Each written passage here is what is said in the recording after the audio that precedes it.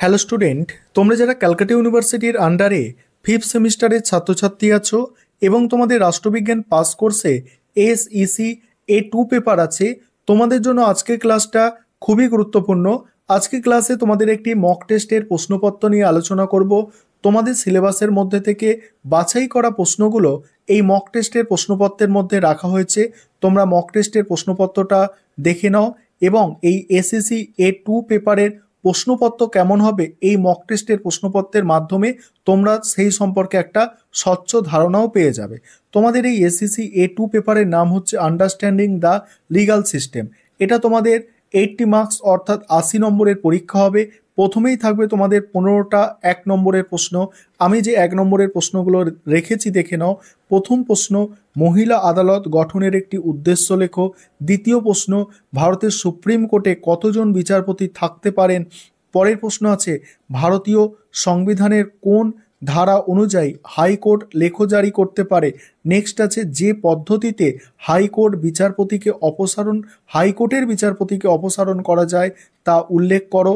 পরের প্রশ্ন আছে, জনস্বার্থ মামলা কোথায় দায়ের করা যায়। নেক্সট আছে, কোর্ট এবং ট্রাইব্যুনালের মধ্যে একটি পার্থক্য উল্লেখ করো। নেক্সট, সুপ্রিম কোর্ট কত সালে বিসাকা নির্দেশিকা চালু করে। নেক্সট, দায়রা জজ কাকে বলে। নেক্সট, জেলা জজদের কে নিযুক্ত করে। নেক্সট, ভারতের অধস্তন আদালত সম্পর্কে সাংবিধানিক ধারাগুলি উল্লেখ করো। নেক্সট, গ্রেপ্তার কাকে বলে। তারপরে দেখো পরের প্রশ্ন কি আছে, লোক আদালতের অধীনে কোন মামলাগুলি আসে। নেক্সট, রাজ্য প্রশাসনিক ট্রাইব্যুনালের একটি কাজ লেখো। নেক্সট, দলত্যাগ নিয়ন্ত্রণে ভারতের সংবিধানের কোন শিডিউল অন্তর্ভুক্ত করা হয়েছিল। নেক্সট, বাজেয়াপ্তকরণ বলতে কি বোঝো। এগুলো ছিল তোমাদের ছোট প্রশ্ন। এবার দেখো 10 নম্বরের প্রশ্ন মডিউল 1 থেকে যেগুলো আছে তোমরা দেখে নাও। 10 নম্বরের প্রশ্ন যে দুটো রেখেছি দেখো। প্রথম প্রশ্ন আছে, ভারতের সুপ্রিম কোর্টে লেখ জারি করার এখতিয়ারের ওপর একটি টিকা। নেক্সট, জনস্বার্থ মামলার নীতি বর্ণনা করো। মডিউল 2 থেকে 10 নম্বরের প্রশ্ন যা আছে দেখো, দলত্যাগ বিরোধী আইনের ওপর একটি টিকা লেখো। তারপর দেখো, ডেলিমিশন অ্যাক্ট 2002 এর ওপর একটি টিকা লেখো। তোমাদের যেভাবে তোমরা এই মক টেস্টের প্রশ্নপত্রটা দেখতে পাচ্ছ এইভাবেই তোমাদের কোয়েশ্চেন পেপার সাজানো থাকবে। এবার দেখো 4 দাগে যে প্রশ্ন লিখতে হয়, দেখো প্রতিটি মডিউল থেকে অন্তত একটি করে প্রশ্ন নিয়ে মোট 3টি প্রশ্নের উত্তর দিতে হবে। ঠিক আছে, এর পরের প্রশ্নগুলো আমি আলোচনা করব। তার আগে একটা বিষয় তোমাদের বলে নিই, তোমাদের জন্য এই পেপারটার স্টাডি মেটেরিয়াল তৈরি করা হয়েছে। তোমরা যদি কেউ স্টাডি মেটেরিয়াল পারচেস করতে চাও, নিচে স্ক্রিনে যে নম্বরটা দেখতে পাচ্ছ এই নম্বরে যোগাযোগ করে স্টাডি মেটেরিয়াল পারচেস করতে পারো। চলো তোমরা পরের প্রশ্নগুলো দেখে নাও। মডিউল 1 থেকে দেখো প্রথম প্রশ্ন, ভারতীয় বিচার ব্যবস্থার ঐতিহাসিক প্রেক্ষাপটের ওপর একটি টিকা লেখো।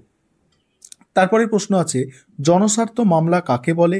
জনস্বার্থ মামলার পরিধি ও বৈশিষ্ট্য আলোচনা করো। এবার মডিউল 2 থেকে দেখো প্রথম প্রশ্ন, ভারতে পারিবারিক আদালতের কার্যাবলী ও ভূমিকা আলোচনা করো। নেক্সট আছে দেখো, ভারতে মহিলাদের জন্য বিরোধ নিষ্পত্তির একটি বিকল্প সংস্থা হিসাবে মহিলা কোর্টের ভূমিকা আলোচনা করো। নেক্সট, জাতীয় আইন পরিষদ কর্তৃপক্ষ আইনের বৈশিষ্ট্যগুলি আলোচনা করো। জাতীয় আইন পরিষেবা কর্তৃপক্ষ আইনের বৈশিষ্ট্যগুলি আলোচনা করো। এই হচ্ছে তোমাদের মক টেস্টের প্রশ্নপত্র। এই প্রশ্নগুলো তোমরা রেডি করো, আশা করি তোমরা উপকৃত হবে। এখান থেকে মিনিমাম তোমরা 60% মতো প্রশ্ন কমন পেতে পারো পরীক্ষায়।